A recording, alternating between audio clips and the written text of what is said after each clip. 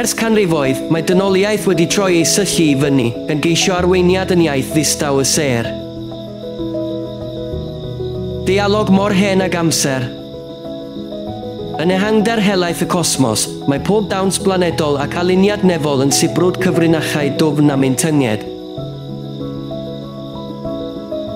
Fideo Jyotish ydw I, a chroeso i Stars of Destiny, gan ddefnyddio cydwybodaeth Jyotish yng nghanol argyfwng Rwsia-Wcrain. Heddiw, rwy'n eich gwahodd i gychwyn ar daith o fyfyrio, taith lle mae doethineb hynafol astroleg bedig yn cydgyfeirio â gorchmynion ein byd modern.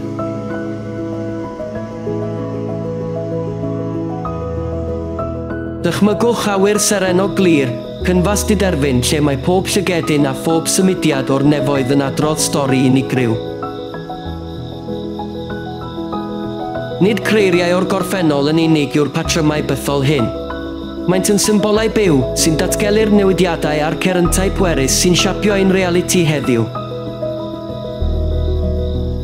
Mewn byd o newid cyson, lle mae heriau'n ymddangos yn frawychus ac yn anragweladwy, mae'r negeseuon nefol cynnil hyn sy'n cynnig eglurder a gobaith i ni. Wrth i ni ddechrau ein harchwilio, gadewch i ni fwrw ein llygaid ar y digwyddiadau trawsnewidiol sy'n diffinio ein hoes. Trwy olwg craff Jyotish, ein deallusrwydd astrolegol hynafol, gallwn oleo'r grymoedd cudd y tu ôl i ddigwyddiadau allweddol, gan gynnwys pob manylun cain o argyfwng Rwsia-Wcrain.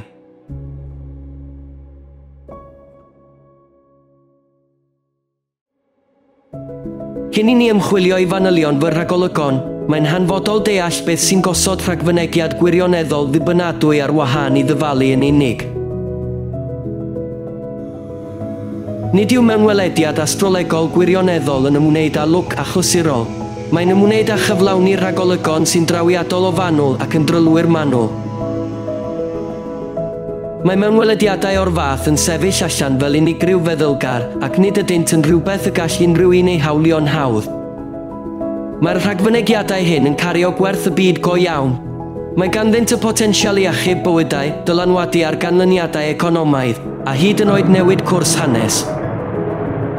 Maent yn cael eu llunio ymhell ymlaen llaw yn seiliedig ar gylchoedd bythol y cosmos yn unig, heb gael ei dylanwadu gan wybodaeth y cyhoedd am ddigwyddiadau sy'n datblygu. Mae'r annibyniaeth hon yn sicrhau bod pob rhagolwg yn adlewyrchu mewn welediad pur yn hytrach na dadansoddiad adweithiol. Dros amser, mae llwyddiant cyson yn adeiladu ymddiriedaudd, yn enwedig pan fydd y siawns o ragfynegiadau cywir o'r fath yn amlygu trwy hap yn seryddol isel. Mewn gwirionedd, pan ystyriwch y tebygolrwydd ystadegol sy'n gynhenid yn y rhagolygon hyn, mae'n amlwg ei bod yn bell o gyd-ddigwyddiadau. Mae'r niferoedd yn siarad â dilysrwydd ystadegol cadarn. Ar ben hynny, mae ymarferydd dibynadwy yn dangos amlochredd trwy gymhwyso'r dulliau hyn yn llwyddiannus ar draws gwleidyddiaeth, cyllid, materion milwrol a ffenomenau naturiol. Ac yn bwysig, pan fydd rhywun yn dod i mewn i'r gwaith hwn yn llawn amser gyda chanlyniadau ariannol go iawn am fod yn anghywir, maen nhw'n dod â lefel o uniondeb a gostyngeidrwydd sy'n atseinio'n ddwfn gyda'r rhai sy'n dibynnu ar y mewnwelediadau hyn. Mae'r rhinweddau hyn yn ffurfio asgwrn cefn yr hyn sy'n gwneud rhagfynegiad nid yn unig yn ddibynadwy, ond yn wirioneddol drawsnewidiol. Efallai y bydd beirniaid yn distyru'r rhagolygon hyn fel dyfaliadau lwcus, ac efallai y bydd rhai yn dadlau na all astroleg bod yn 100% cywir. Ond nid yw'r pwynt yn ymwneud â chyflawni manwl gywirdeb diffail. Dim ond Duw all hawlio perffeithrwydd. Yn hytrach, mae'n ymwneud â'r ffaith nad oes unrhyw ddull cystadleuol yn dod yn agos at y cywirdeb ar mewnwelediadau manwl y gallaf ei darparu. Pan fyddwch chi'n cymharu'r mwy na 100 o ragfynegiadau rydw i wedi gwneud â throbwyntau'r gwrthdaro hwn, mae'r manwl gywirdeb yn ddigamsyniol. Heddiw, rwy'n cyflwyno 11 ragfynegiad allweddol sy'n enghreiffdio sut y gall gwyddoniaeth hynafol a mewnwelediad modern ddod at ei gilydd mewn ffyrdd gwirioneddol ryfeddol. Nid yw'r hyn rwy'n ei gynnig ar gael yn unrhyw le arall yn y bydysawd. Ar Chwefror 8 ar hugain 2022, dim ond 4 diwrnod ar ôl i'r gwrthdaro Rwsia-Wcrain ffrwydro. Roeddwn ni'n rhagweld bod sancsiynau economaidd ysgubol a osodwyd gan y gorllewin fel arfer y pŵer i chwalu cenhedloedd a gorfod i newid cyfundrefn. Ysgrifennwyd tyngiad Rwsia ar sgript nefol wahanol.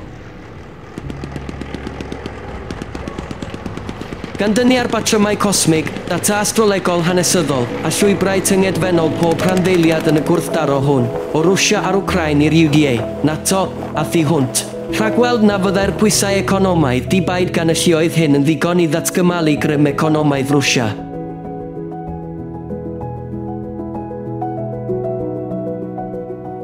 Yn hytrach na ildio i ymosodiad a allai fod wedi gyrru chwyddiant i uchafbwyntiau pendro, dyfnhau dyled, a destabiliad sectorau hanfodol, arddangosodd Rwsia wydnwch nad oedd hyd yn oed llawer o economegwyr clodwiw yn ei ddisgwyl.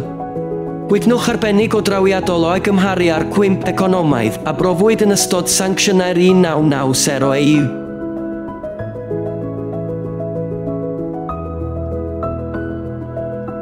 Yn y 3 blynedd a ddilynodd, wrth i fwy na 15,000 o sancsiynau gael eu gosod ac yn parhau i gael eu gorfodi, mae Rwsia yn gyflym yn troi ei llwybrau masnach a meithrin cyngreiriau economaidd cadarn gyda gwledydd fel India a China.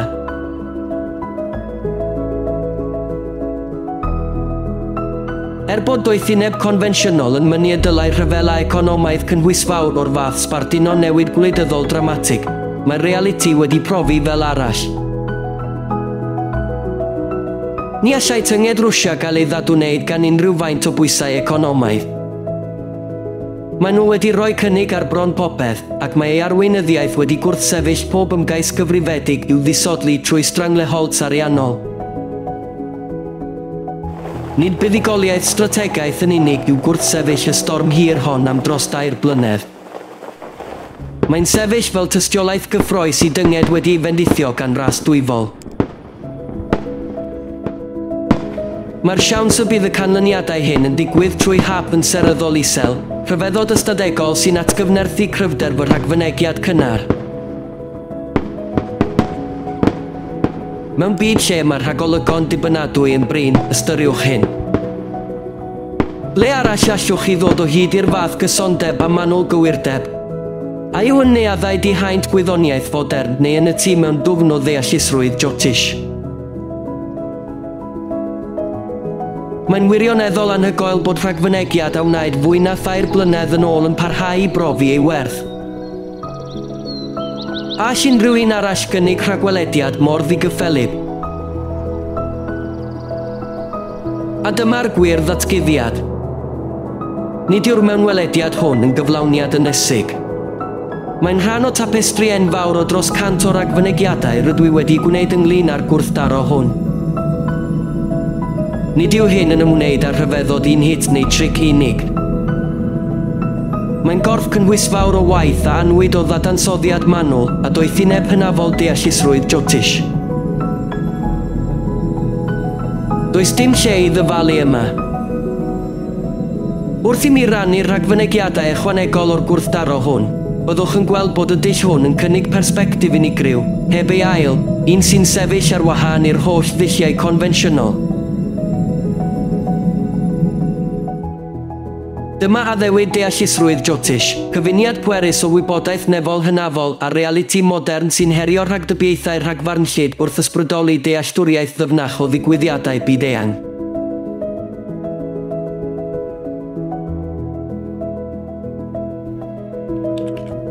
Ar Chwefror 6 ar hugain 2023, cyhoeddais ragfynegiad deolhaen anhygoel o benodol a oedd yn rhychwant i'r meysydd digidol a gwyddonol, rhagolwg sy'n wahanol i unrhyw un arall yn ei ddyfnder manylder ei amserlen fanwl gywir.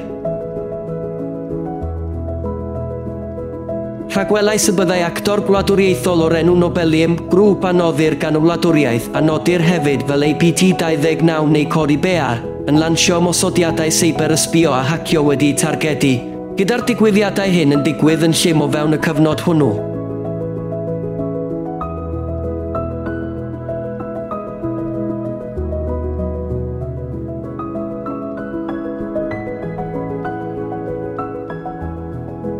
Yn wir i'm rhagfynegiad, yn gynnar ym mis Mawrth 2023 gwelwyd ymddangosiad ymgyrch gwerwydo soffistigedig sy'n targedu cyfathrebu diplomyddol rhwng Gwlad Pwyl a'r Unol Daleithiau. Cadarnhaodd adroddiadau seiberdiogelwch gan BlackBerry fod hacwyr sy'n gysylltiedig â Nobelium yn defnyddio negeseuon e-bost gwerwydo wedi'u hymgorffori gyda'r malwar ensgoet. Mae'r ymosodiadau hyn yn digwydd yn union fel y rhagwelwyd, dim cynharach, dim hwyrach, heb unrhyw ddigwyddiadau tebyg wedi'u hadrodd y tu allan i'r amserlen benodedig. Mae'r manwl gywirdeb eithriadol hwn mewn amseru yn tanlinellu penodoldeb eithriadol fy rhagfynegiad. Ar yr un pryd, roedd fy mewnwelediadau astrolegol yn arwydd o ddatblygiad gwyddonol annisgwyl.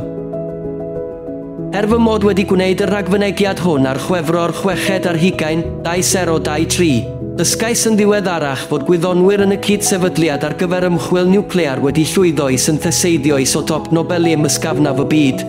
249 darganfyddiad a adroddwyd gan tas ar Ionawr 11 2023.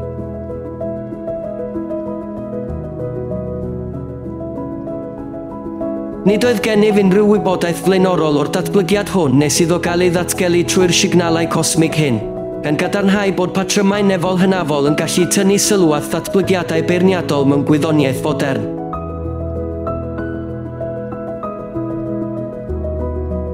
Mae'r achos hwn yn enghraifft o werth unigryw integreiddio deallusrwydd Jyotish a mewnwelediadau strategol modern, gan bontio'r meysydd digidol a gwyddonol mewn ffordd sy'n herio ffiniau confensiynol.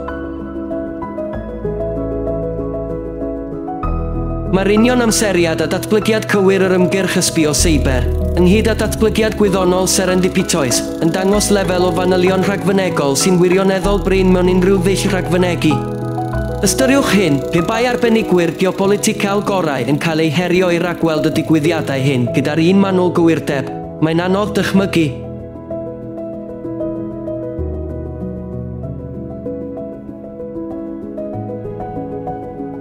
Gallent. Byddai'n ymddangos bron yn amhosibl, ac eto dyma'n union beth mae'r rhagfynegiad yn ei ddangos. Nid yn unig yr oeddwn yn rhagweld y byddai ymgyrch seiber ysbio soffistigedig yn digwydd, ond roeddwn hefyd yn nodi y byddai'n cael ei drefnu gan Nobelium, actor allweddol a noddir gan y Wladwriaeth Rwsia o fewn ffenestr gul iawn. Nid mater o siawns yw'r lefel hon o eglurder. Mae'n dangos yn glir sut y gall cyfuniad doethineb nefol hynafol a mewnwelediad strategol modern ddatgelu deinameg gydd mewn digwyddiadau byd-eang. Mae'r rhagolwg eithriadol o'r fath yn herio terfynau rhagfynegu confensiynol ac yn distpwerus i botensial rhyfeddol cydwybodaeth Jyotish.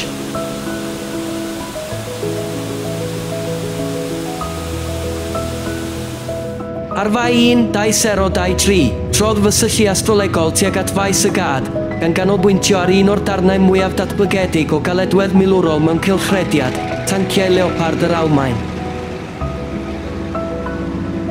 Ar y pryd, roedd ymgyrch PAN fawr yn canmol y tanciau hyn fel grym trawsnewidiol sy'n mynd i roi'r graddfeydd o blaid Wcrain.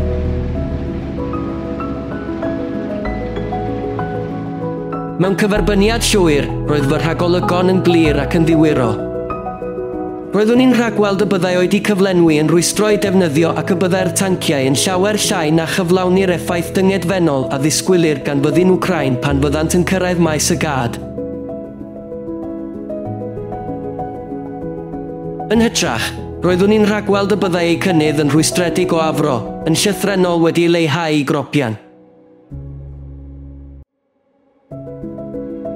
Wrth i ddigwyddiadau ddatblygu, roedd y realiti yn adlewyrchu'r rhagfynegiad hwn.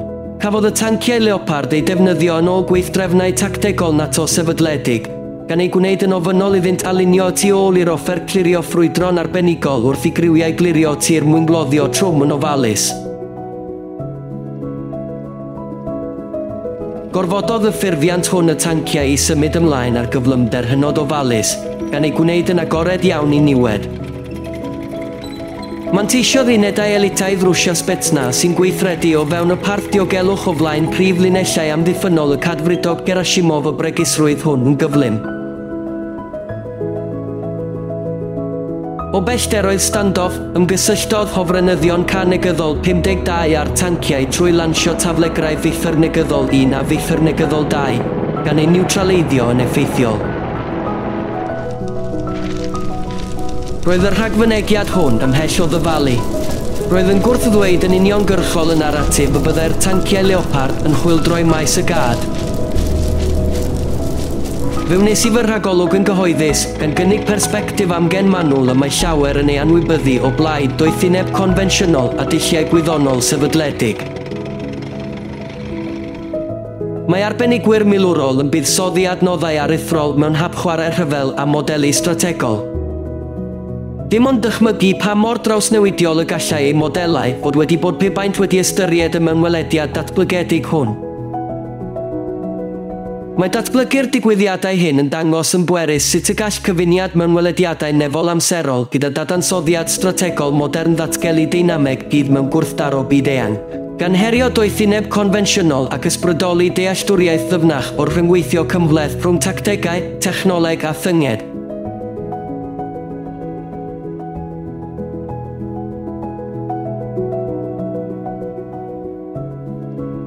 Ar fai 1-2023, cyhoeddais ragolwg cyhoeddus yn rhagweld newid strategol sylweddol yn Bachmut, yn benodol tynnu nôl annisgwyl Wagner PMC o'r rhain flaen. Roedd Wagner, sy'n adnabyddus am ei gallu chwedlonol ar faes y gad, wedi cymryd Bachmut trwy rym creulon, ac roedd yr opteg mor gymhellol fel bod y byd yn credu y byddent yn parhau I stemio trwy Wcrain. Ond roedd fy dadansoddiad astrolegol wedi seilio ar gyd-destun hanesyddol a mewnwelediad strategol yn dangos na fyddai ei rôl byth yn barhaol. Yn hytrach, bwriadwyd i'w cenhadaeth yn Bachmut fod yn fyrhoedlog, wedi gynllunio I osod y sylfaen ar gyfer ymosodiad Rwsia ehangach y byddai lluoedd confensiynol yn y pen draw yn tybio. Bod y farn ymhlith y cyhoedd a chylchoedd cuddwybodaeth yn dathlu momentum ymosodol a galluoedd aruthrol Wagner, roedd y digwyddiadau sy'n digwydd yn adrodd stori wahanol. Erbyn mai 25-2023, dim ond 24 diwrnod ar ôl fy rhagfynegiad, cyhoeddodd Evgeny Prigozhin y byddai Wagner yn tynnu nôl o Bachmut, gyda disgwyl i'r holl unedau dynnu nôl erbyn Mehefin 1-2023. Trosglwyddwyd ei safleoedd cryf yn y ddinas yn brydlon I luoedd milwrol rheolaidd Rwsia, a gwelodd ail leoli dilynol rai personol Wagner wedi hailaseinio I weithrediadau yn Affrica neu Belarus, tra bod eraill wedi integreiddio i'r fyddin gonfensiynol. Dangosodd tynnu Wagner allan o Bachmut yn groes i'r disgwyliad llethol o i'w cynnydd parhaus bod y rhagolwg hwn ymhell o ddyfalu. Pwysleisiodd sut y gall integreiddio mewnwelediadau astrolegol a dadansoddiad hanesyddol a strategol ddatgelu deinameg gydd mewn rhyfela modern. Mae'r rhagfynegiad cywir hwn yn herio modelau confensiynol ac yn tynnu sylw at y manteision posibl o gofleidio safbwyntiau amgen I ddeall a rhagweld natur esblygol gwrthdaro byd-eang yn well.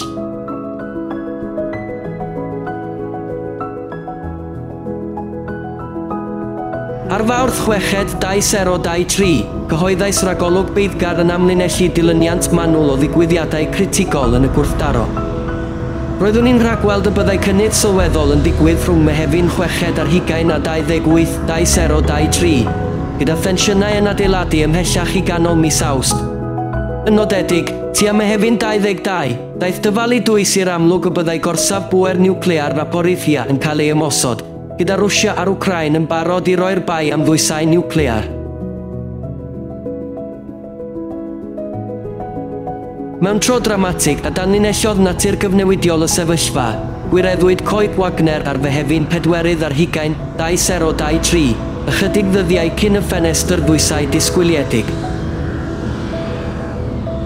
Bod llawer yn ofni y gallai'r datblygiadau cyflym hyn, gan gynnwys Maneiber Prigozhin, sbardino aflonyddwch arweinyddiaeth a hyd yn oed dymchwel yr arlywydd Putin, roedd fy dadansoddiad yn honni nad oedd unrhyw newid o'r fath ar fi'n digwydd. Yn wir, yng nghanol yr anhrefn, roedd yr awyrgylch wedi gyhuddo ar rhagfynegiadau o gwymp Putin ar fi'n digwydd. Adroddwyd bod lluoedd Wagner yn symud ymlaen yn gyflym tuag at Moscow, gan ymgysylltu â hofrenyddion Rwsia a hyd yn oed awyrennau ymladd a ddefnyddiwyd mewn ymateb i'r gwrthryfel. Mewn ymdrech i arafu ei momentum, rhwystrwyd priffyrdd mawr sy'n arwain at Moscow yn fwriadol ac at gyfnerthiadau milwyr enfawr yn y brifddinas, gan greu pob arwydd bod arweinyddiaeth Rwsia ar drothwy cwympo.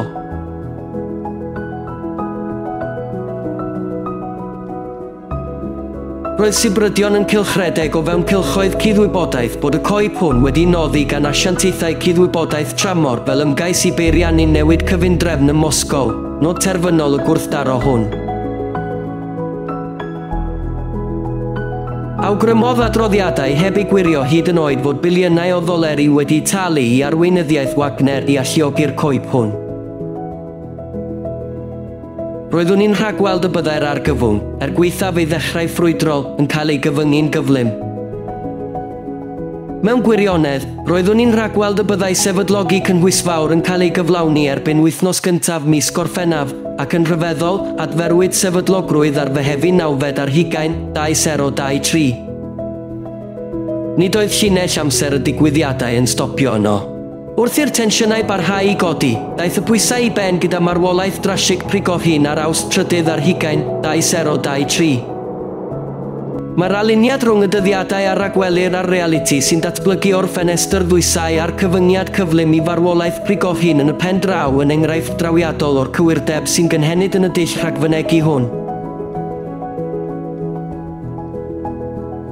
Yn amlwg, roedd hyn yn fargen fawr iawn ac yn cyd-fynd yn berffaith ar cynnydd sylweddol roeddwn ni wedi ei ragfynegu. Ymhell o ddibynnu ar ddyfalu, mae'r mynwelediadau hyn yn tanlinellu gwerth strategol posibl integreiddio safbwyntiau dadansoddol amgen. Trwy ystyried signalau cynnil ond beirniadol o ofnau dwysau niwclear a dynameg arweinyddiaeth gyflym i'r manebers cyfrifedig ar hyd prif briffyrdd Moscow, mae'r dadansoddiad hwn yn cynnig dealltwriaeth ddyfnach o'r rhyngweithio cymhleth o rymoedd sy'n siapio gwrthdaro modern.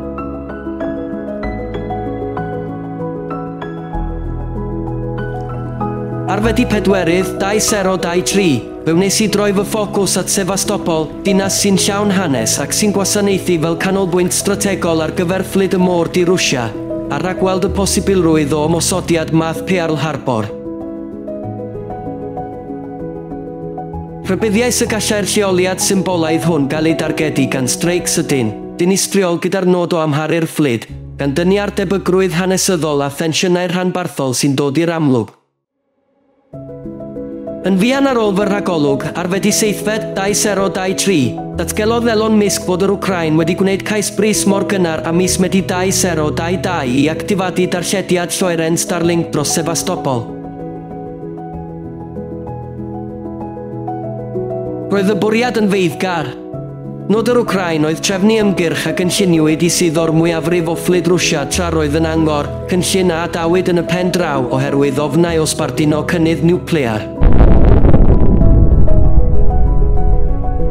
Nid oedd y cynllunio cudd hwn yn rhan o'r drafodaeth cyhoeddus eto pan nes i fy rhagfynegiad, ond roedd yn atseinio'n ddwfn ar ddeinameg strategol yn Sevastopol. Mae llawer o arbenigwyr yn distyru canlyniadau o'r fath fel cyd-ddigwyddiadau yn unig, gan fethu a chydnabod bod y signalau hyn yn ymestyn ymhell y tu hwnt i ddyfalu. Ystyriwch yr her frawychus o daflunio gwrthdaro Rwsia-Wcrain yn gywir dros Orwell 3 mis, tasg a fyddai'n drysu hyd yn oed y meddyliau geopolitical mwyaf miniog.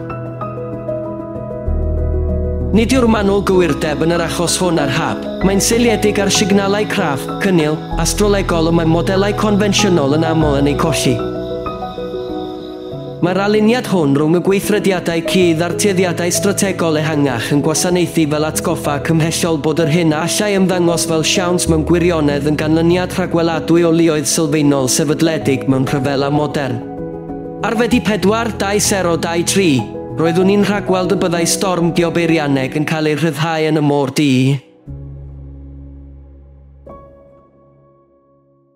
Digwyddiad wedi'i grefftio'n fwriadol wedi'i gynllunio i guddio fel trychineb naturiol. Roedd yr rhagolwg yn ddiamwys. Byddai'r storm hon yn cael ei defnyddio fel arf strategol yn erbyn asedau milwrol Rwsia trwy dargedu arfordir y Crimea gyfan, ac yn enwedig fflyd y môr du sydd wedi'i lleoli yn Sebastopol. Yr amcan oedd nid yn unig i greu haiog, ond i amharu ar weithrediadau milwrol allweddol yn fwriadol.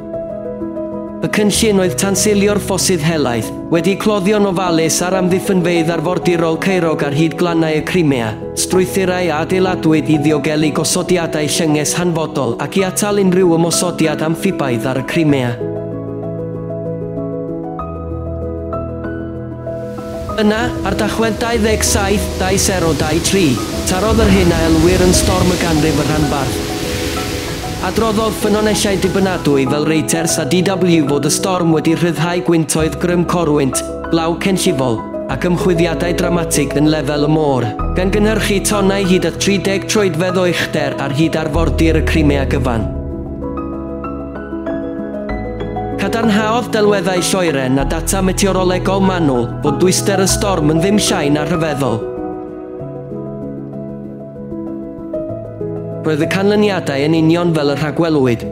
Yn Sebastopol, mae'r storm nid yn unig wedi achosi llifogydd eang a difrod isadeiledd, ond hefyd wedi dileu'r strwythurau amddiffynol ar hyd yr arfordir. Dinistriwyd y rwydwaith cywrain o ffosydd ac amddiffynfeydd arbenigol, gan gynnwys y corlannau dolffiniaid a oedd wedi diogelu'r ganolfan llynges yn llwyr. Fe wnaeth y dymchwel cynhwysfawr amharu'n ddifrifol ar dirwedd weithredol fflyd y môr du. Er bod llawer o ddadansoddiadau yn priodoli'r digwyddiadau hyn i ffenomenau atmosfferig naturiol, mae'r patrwm penodol o ddinistrio sy'n targedu rwydwaith amddiffyn arfordirol y Crimea cyfan a seilwaith llynges Rwsia yn cyd-fynd yn uniongyrchol ar rhagolygon o storm diobeirianeg. Mae amseru a maint y difrod yn awgrymu yn gryf na digwyddiad ar hap oedd hwn, ond mae neiber wedi'i gyfrifo wedi'i gynllunio i gyflawni amcan milwrol clir. Yn nodedig, ni ddigwyddodd stormydd o'r fath yn y blynyddoedd blaenorol. Ni chafwyd unrhyw ddigwyddiad tebyg yn 2021, 2022, neu hyd yn oed yn ddiweddarach yn 2024. Dim ond yn 2023 y manifested y ffenomen, yn union fel y rhagwelwyd, gan danlinellu manwl gywirdeb y dadansoddiad hwn. Mae beirniaid yn dadlau nad yw'r môr du yn ddieithr i stormydd garw. Fodd bynnag, roedd y digwyddiad ar Dachwedd 27/2023 yn llawer mwy na chynwrf nodweddiadol. Wedi alw'n storm y ganrif yn eang, roedd yn cyd-fynd yn union ar rhagfynegiad sy'n seiliedig ar ddadansoddiad astrolegol trylwyr.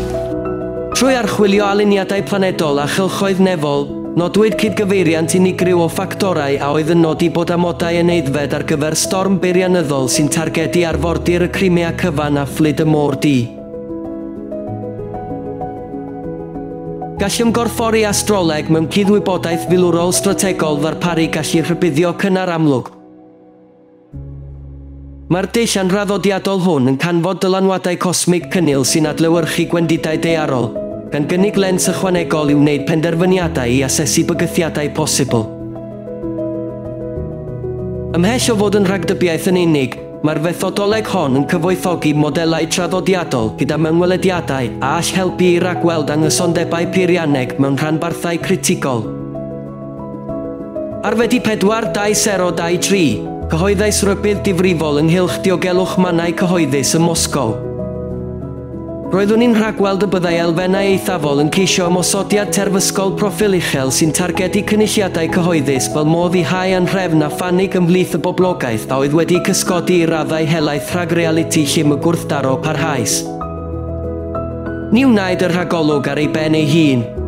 Roedd wedi ymgorffori mewn dadansoddiad ehangach o 59 pwynt o'r gwrthdaro rhwng Rwsia a Wcrain, a oedd yn archwilio strategaethau milwrol, ymdrechion newid cyfundrefn a chynnydd posibl. Nodais yn benodol fod ymosodiadau terfysgol ym Moscow yn ystod mis Mawrth ac Ebrill 2024 yn debygol, gyda'r bwriad o ansefydlogi cyhoedd Rwsia.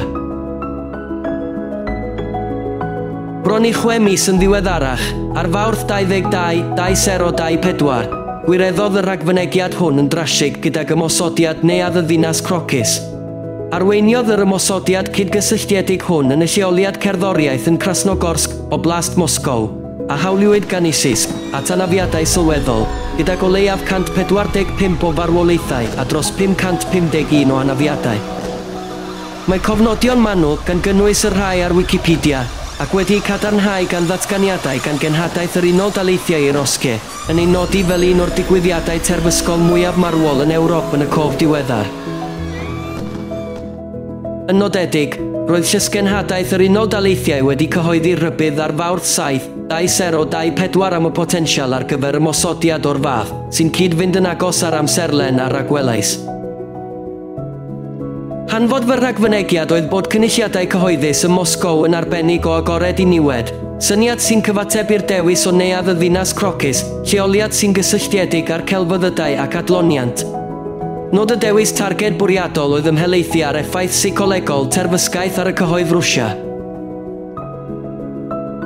Fe wnes i bostio'r rhagfynegiadau hyn bydd y cyhoedd fel rhan o edefyn 59 pwynt cynhwysfawr, rhad ac am ddim. Pe bai cleient sy'n talu, gallwn fod wedi nodi union leoliad yr ymosodiad ymhellach.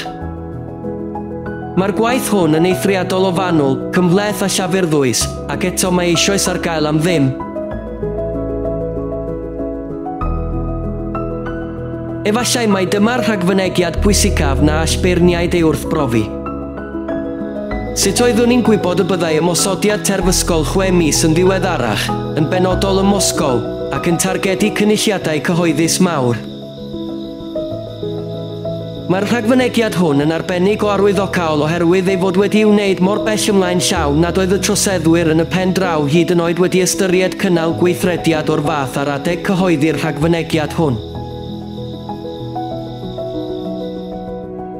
Mae data sydd ar gael i'r cyhoedd yn rhoi mwy o hygrededd i'r rhagolwg hwn. Mae'r aliniad rhwng fy rhagfynegiad a'r digwyddiad gwirioneddol o ran amseru a tharged yn ddiamheuol. Mae'r rybydd Llysgenhadaeth yr Unol Daleithiau yn cefnogi'r amserlen a ragweli'r ymhellach, gan ychwanegu dilysiad gan awdurdod Llywodraeth Uchel ei Barch. Trwy archwilio dangosyddion gwleidyddol, cymdeithasol a chosmig, dangosodd fy rhagfynegiad y gall dulliau dadansoddol a'n rhaddodiadol sydd wedi gwreiddio mewn astroleg bedig yn wir wasanaethu fel asedau gwerthfawr mewn cydwybodaeth filwrol strategol. Mae'r dull hwn, pan gaiff ei integreiddio a dadansoddiad confensiynol, yn darparu offeryn rhybuddio cynnar a allai helpu i ddiogelu bywydau mewn rhanbarthau geopoliticashi volatile. Mae trasied i neuadd y ddinas crocis yn sefyll fel dilysiad llym. Bydd go iawn o'r rhagolwg hwnnw, gan atgyfnerthu pwysigrwydd rhybuddion uwch a dadansoddiad ar gyfwng am o ddimensiwn yn wyneb terfysgaeth fodern. Ar Fedi 4-2023, rhagwelais y byddai gwrthwynebwyr Rwsia rhwng Mai 15 a Mai 31-2024 yn ystyried o ddifrif ddefnyddio arfain niwclear tactegol fel mesur dewis olaf, ond yn y pen draw byddent yn ôl pan fyddant yn wynebu adlais ryngwladol ac ataliasol system sarmat negyddol 2 Rwsia, y mae NATO yn ei alw'n Satan. Mae'r rhagolwg hwn nid yn unig yn rhyfeddol yn ei gywirdeb, mae'n arloesol ar gyfer cydwybodaeth strategol. Mae dadansoddiad traddodiadol yn aml yn colli'r ddeinameg nianced hyn, ond trwy integreiddio astroleg bedig gyda mewnwelediad geopolitical modern, rwy'n dal manylion nad ydynt ar gael trwy ddulliau confensiynol. Yn gyflym ymlaen i fis mae 2024 a daeth yr rhagolwg yn fyw. Mae cofnodion cyhoeddus yn dangos bod Rwsia wedi dechrau ei driliau arfain niwclear tactegol ar Fai 21, yng nghanol y ffenestr 15 diwrnod yr oeddwn i'n ei rhagweld. Ar yr un pryd, roedd symudiad Rwsia i gyflenwi arfain niwclear tactegol i Belarus yn signal strategol, arddangosiad clir gyda'r bwriad o atal unrhyw symudiadau ymosodol gan ei gwrthwynebwyr. Nid cynnydd ar hap yw hwn. Mae'n ymateb wedi'i gyfrifo mewn amgylchedd lle gallai gwrthdaro niwclear ffrwydro ar unrhyw adeg. Bydd beirniaid yn dadlau y gall cynnydd niwclear o'r fath ddigwydd ar unrhyw adeg mewn gwrthdaro. Felly, sut wnes i gael yr union ffenestr amser hon yn union gywir fwy nag 8 mis ymlaen llaw? Rhywbeth i feddwl amdano. Mae'r rhai beirniaid wedi awgrymu bod fy rhagfynegiad yn canolbwyntio ar weithredoedd gan elynion Rwsia yn hytrach nag ar Rwsia ei hun, ond ystyriwch hyn. Os ydych chi'n wynebu bygythiadau niwclear, cydd tra bod eich gwrthwynebydd yn eirioli dros heddwch yn gyhoeddus, ond ni fyddech chi eisiau ymateb gyda sioedd ddigamsyniol o rym. I'r rhai sy'n gyfarwydd â dramau pŵer byd eang, mae'n gyfrinach agored bod rhai cyngreiriau milwrol yn cyhoeddi bygythiadau cydd y tu ôl i ffasad cyhoeddus o heddwch amddiffynol. Mae naratifau cyfryngau yn aml yn cuddio'r isgerynt ymosodol hyn ac yn symud y bai ar eraill, ond mae'r realiti yn parhau i fod yn ddigamsyniol. Trwy gynnal y driliau hyn, nododd Rwsia na fyddai'n goddef tactegau underhanded, gan ailddatgan ei safiad atal ac anfon neges glir at unrhyw wrthwynebwyr posibl. Yr hyn sy'n wirioneddol syfrdanol yw'r amseru. Fe wnes i'r rhagolwg hwn dros 8 mis ymlaen llaw, ac roedd pob elfen allweddol yn digwydd yn union o fewn y ffenestr 15 diwrnod honno, gyda mae 21 yn nodi'r foment dyngedfennol. Mewn gwrthdaro lle gallai cynnydd niwclear mewn theori ddigwydd ar unrhyw adeg anrhagweladwy, mae'r siawns o daro'r union farc hwnnw yn ddim llai na rhyfeddol. Yr hyn y gellir ei ddadlau yw dim ond pwy sy'n gyfrifol am y cynnydd niwclear, ac rydw i wedi gwneud fy safbwyntiau yn glir yma. Dyma sy'n gwneud integreiddio doethineb astrolegol hynafol a thechnegau deallusrwydd modern nid yn unig yn arloesol, ond yn hanfodol ar gyfer deall a rhagfynegu deinameg gymhleth ein tirwedd fyd eang. Ar Fedi 4-2023, rhagweld yn feiddgar y byddai'r Wcrain yn defnyddio ei awyrennau ymladdech negyddol 16 a gyflenwyr gan y gorllewin o ganolbanawyr Starokostiantynib yn Oblast Khmelnytski, bod y defnydd hwn yn un o'r cyfrinachau mwyaf gwarchodedig. Mewn maes lle mae sianeli confensiynol yn cuddio manylebau o'r fath yn fwriadol, mae fy mewnwelediad yn tyllu gorchydd cyfrinachedd. Gan ddibynnu yn unig ar ddadansoddiad astrolegol trylwyr, nodau Starokostiantynib fel y sylfaen weithredu diffiniol ar gyfer yr negyddol 16 ymhell cyn unrhyw ddeallusrwydd ffurfiol yn pwyntio i'r cyfeiriad hwnnw.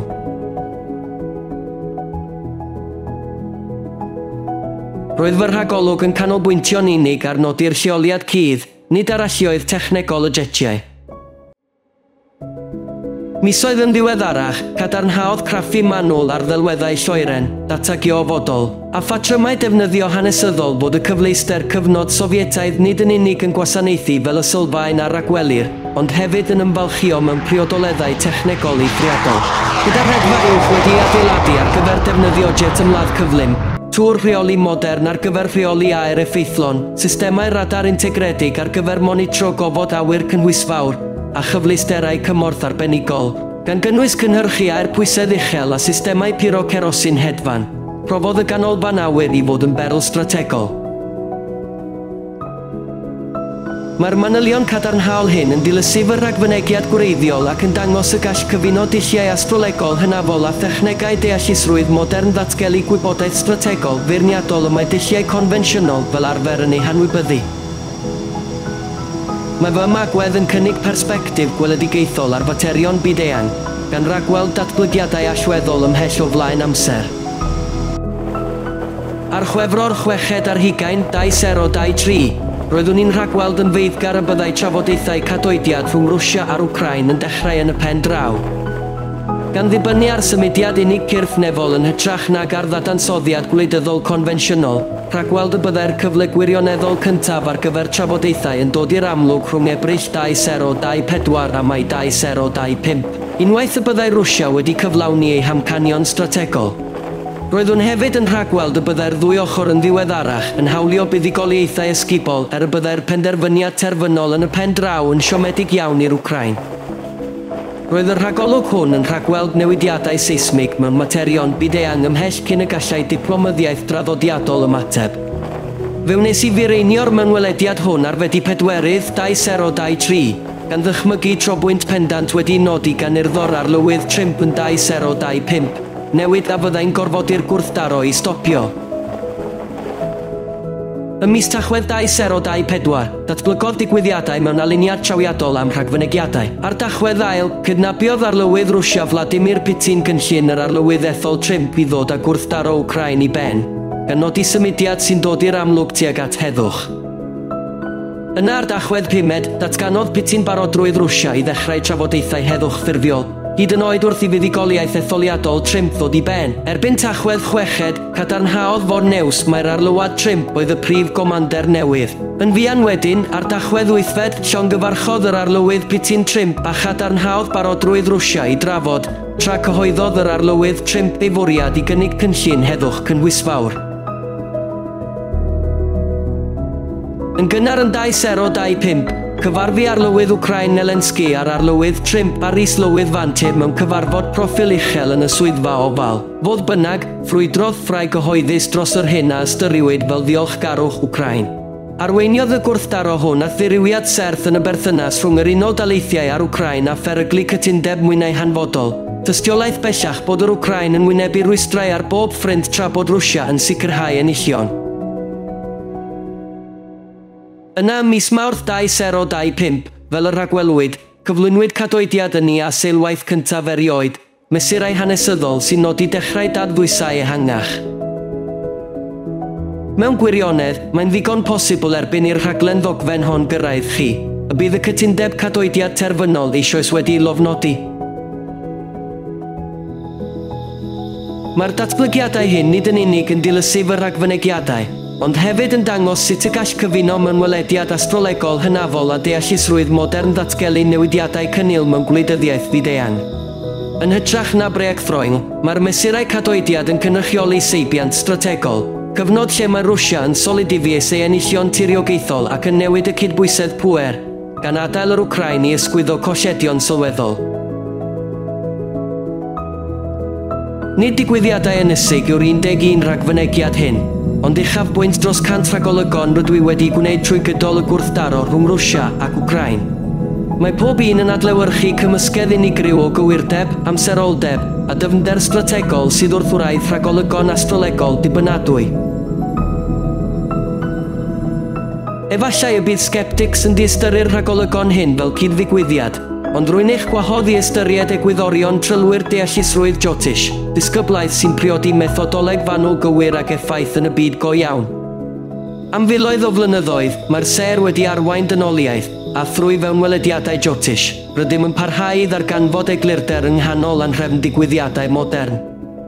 Ni all unrhyw ddeill rhagfynegu hawlio invasibility.